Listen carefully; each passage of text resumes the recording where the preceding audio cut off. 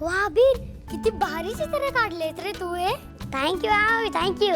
अरे बापरे, हे बघ सावली टीचर आणि हा माझा बाबा एकदम सेम टू सेम काढलंयस. होय, मला ना चित्र काढायला खूप आवडत असते की काय.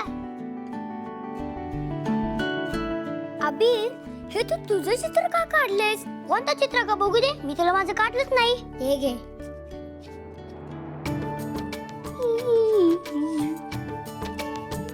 बरोबर बोलले असतेस की ओवी तू. मी माझं चित्र काढायला गेलो, पण काय माहिती अचानक तुझंच चित्र निघालं असतं की ग. हे बघ. काय ग ओवी, हा? काय कौतुक चालू आहे आमच्या आर्टिस्टचं. हो, किती भारी चित्र काढले अबीरने. त्याला ना चित्र काढायला खूप आवडतं. जेव्हा तो चित्र काढत असतो ना तेव्हा सगळं विसरून जातो.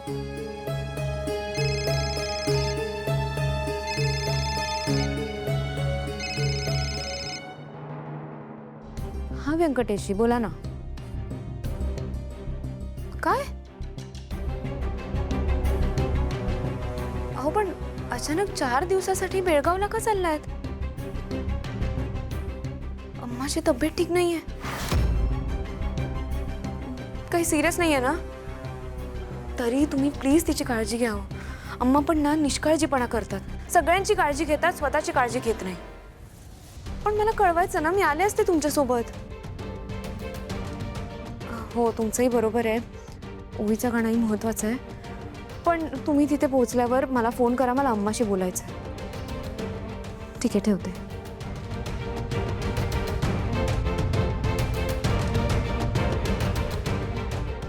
अबीर, चित्र बघून झालंय ना आपलं, मग मला बोर होते. आपण काहीतरी खेळायचं.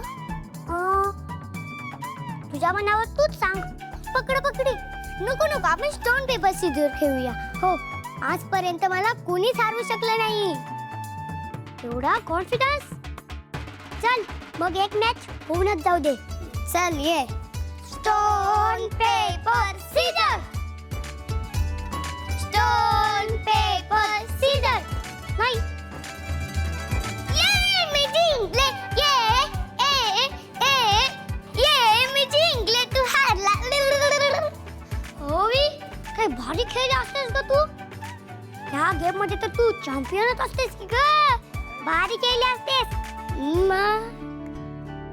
आता हेच खेळत बसणार आहात? वाजलेत बघा किती. हो आई, खूप वाजले असतात की ग. अगं दिवसभर किती काम करतेस तू, दमून गेली अशी. जा बरं झोपी जा लवकर. ए, मस्करी करतोयस माझी? जा लवकर झोपायला दोघांनी. चल. जुक. मुलं पण ना.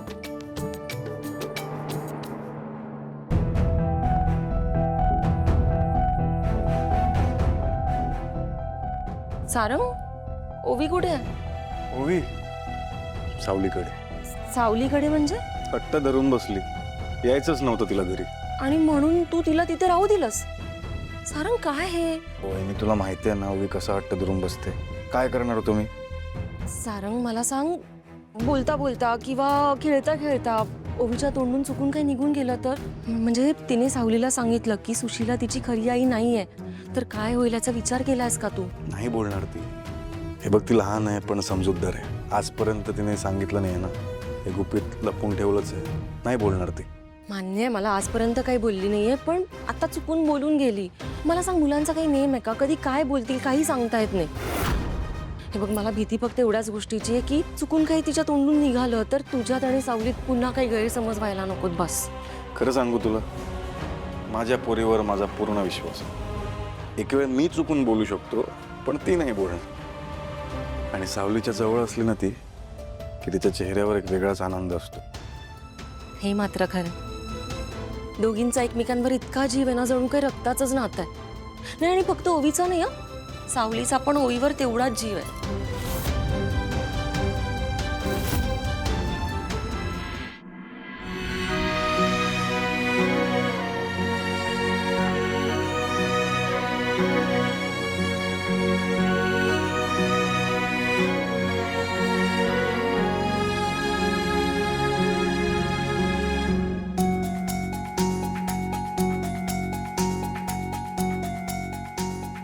अबीर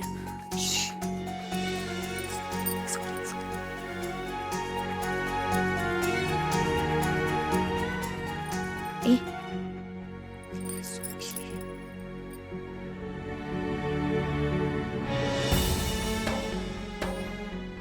अगं आई खूप वेळ झाला तिला झोपत होतो बघ, पण ती झोपतच नसते. शेवटी तू जी मला गोष्ट सांगितली होतीस ना राजा राणीची आणि त्या चेटकिनीची, ती तिला सांगितली. मग ती झोपी गेली बघ. बरं आहे तिच्यासाठी पाणी आणून ठेवलंस ना तू? तर अबीर एक विचारू का? विचार ना. मगाशी तुम्ही काय ते खेळत होतात ना, स्टोन पेपर सीझर, तेव्हा मुद्दा मारलास ना? छे आई, असं काय नसतं बघा. मी कशाला मुद्दा मारेल, खूप भारी खेळत असते ती. आई आहे मी तुझी, तुझ्या मनातलं सगळं कळतं मला. सांग ना, मुद्दा मारलास ना? हो आई, मुद्दा मारला असतो बघ मी. पण आई, तू ओवीच्या चेहऱ्यावरचा आनंद बघितला असतस ना ग. कशी जिंकल्यावर कशी हसत होती ती. तिच्या चेहऱ्यावरचा आनंद बघून मला मनापासून बरं वाटलं असतं बघ. आणि तसंही ती जिंकली काय आणि मी जिंकलो काय, आम्ही दोघे एकाच टीममध्ये असतो ना ग. म्हणजे तिच्या आनंदासाठी तू मुद्दा मारलास, काही करू शकतोस तिच्यासाठी. अगं आई, एका भावाचं हेच तर काम असतं ना, आपल्या बहिणीला हसत खेळत आणि खुश ठेवायचं. होती रे तुलाही एक बहीण, कदाचित तिचीच कमी भरून काढण्यासाठी देवाने या ओवीला आज आपल्या आयुष्यात आणलंय.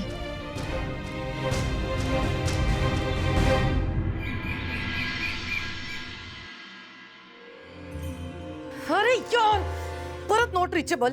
या बाईचा तोच आवाज ऐकून आहे ना, आता मला इरिटेट व्हायला लागलाय. मीच मूर्ख आहे. मी ना राजकुमारला जाऊनच नव्हतं द्यायला पाहिजे. मी त्याला विचारायला पाहिजे होतं. अजून 100 वेळा विचारायला हवं होतं, कुठे चाललायस, काय करायला चाललायस. पण नाही, मला न सांगताच निघून गेला आणि आता चोरासारखा लपून बसलाय. राजकुमारने ना मोठा काहीतरी कांड केलाय फिक्स. काय केलं असेल?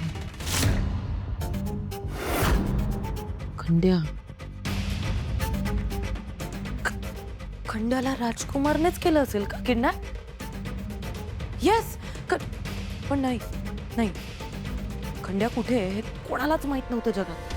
त्याला मी व्यवस्थित लपवून ठेवलं होतं. मग राजकुमारला कसं त्याचं लोकेशन? येस, मी खंड्याचा फोन त्याच्या फिंगरप्रिंटसाठी त्याच्याकडे घेऊन गेलेले, तेव्हा ऑन केल्यावर याला लोकेशन लगेच कळलं असेल.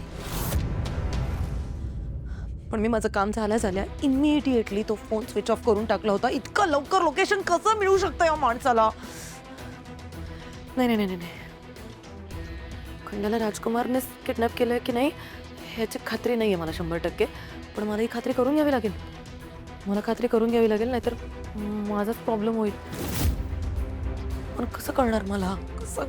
राजकुमार सुद्धा फोन नाही उचलत आहे, माझा माणूस सुद्धा पळून गेलाय. काय करू मी?